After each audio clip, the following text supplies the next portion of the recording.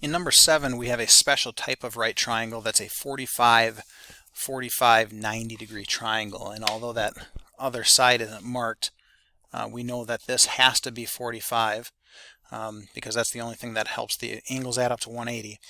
And since those are both 45, we know that this is an isosceles right triangle. Now that's going to be important just to find one of those missing sides.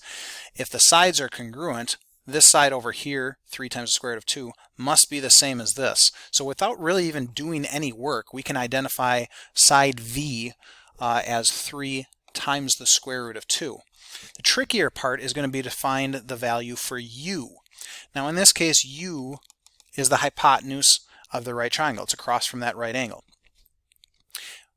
The equation that we can always use in a 45, 45, 90 degree triangle is that the hypotenuse has to be the same as whatever the leg is times the square root of 2. So that's the equation I'm going to set up.